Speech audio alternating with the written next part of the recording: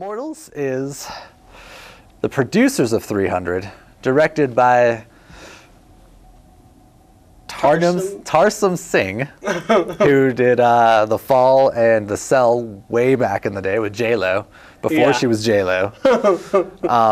But Immortals is about Theseus, who is your common, everyday, poor folk man who is ripped like nobody else's business for no reason. He has a whore mother who makes him a bastard child, so he's outcasted from society. So he's got this big chip on his shoulder, which makes him pious and better than everybody.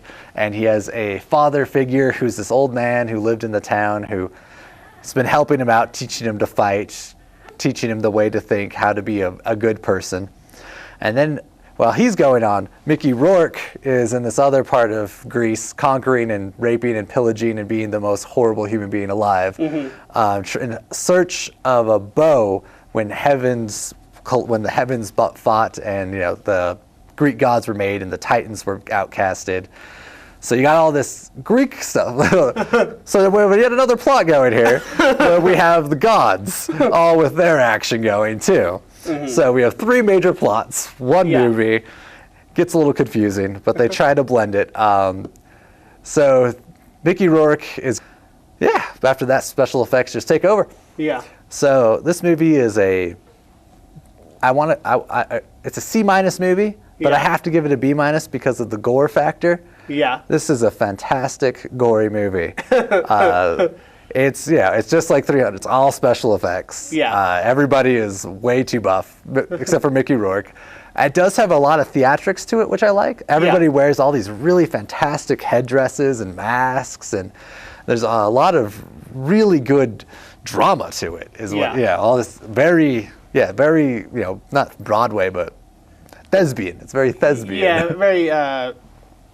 Very, very art directed. Yes, but they just go way too far into everything is airbrushed to the extreme. It's all hyper realistic.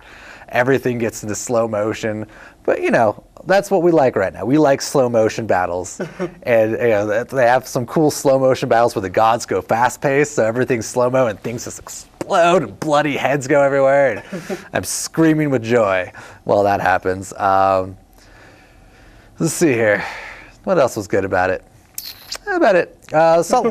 Mostly the art direction is what I really liked about the movie. The rest of it, the plot's pretty basic. Hero saves the day, kind of crud. None of them are really interesting. Mickey Rourke's bad guy enough that I really hate him. Yeah. But the rest of them, you really don't care about any of the characters. It's all kind of passé. Yeah.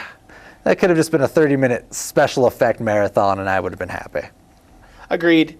I give it a C+. I think Tarsem is a wonderful art director, and the movie looks fantastic. There's many shots, individual shots, or sequences that are gorgeous. I mean, beautiful stuff.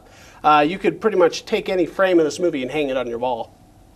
And the costumes, like you were saying, the over-the-top melodrama of it all is sort of nice. And I think, it is being compared to 300 a lot because it has that same kind of earth tone palette and the golds and stuff like that, and the slow motion fighting and some of that stuff. And just because it's a classic Greek kind of thing.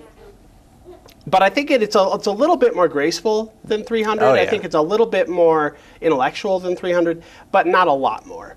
I do think that it sort of borrows a lot of stuff from a lot of other movies. I felt a lot of Star Wars in there. Yeah. We have Stephen Dorff, who's basically playing the Han Solo archetype. We have Mickey Rourke, who's basically playing the Darth Vader archetype. And Henry Cavill, who plays the main character, the Luke Skywalker archetype. He's not really all that interesting. Or Freida Pinto, for that matter. And we're really supposed to care about these characters, but they're pretty bland, and there are a few times during the movie when they're trying to build their love, and I don't care. Let's go back to watching Mickey Rourke torture something. Yeah, because that's way more interesting. But it's a pretty movie to look at, and I think if you're gonna go see it, why not go big? You're gonna enjoy it more in a theater than you are at home, for sure. And it's it's kind of getting a lot of flack right now, but I think because the movie is so sort of simple and basic and just is what it is. But I don't think this is a bad movie at all. It's just merely entertaining and sort of empty entertainment. So yeah, that's where I'm at with Did you guys see it in 3D?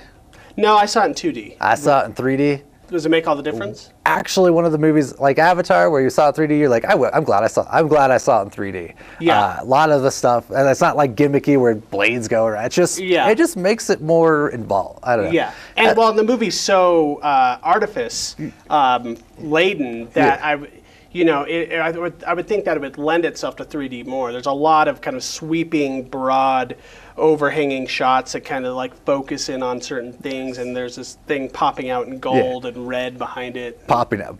3D butt scene. Bam. We're talking 40-foot butt. It was, yeah. You know what? I'm gonna go with a B. Solid B now. No, okay. Still C-.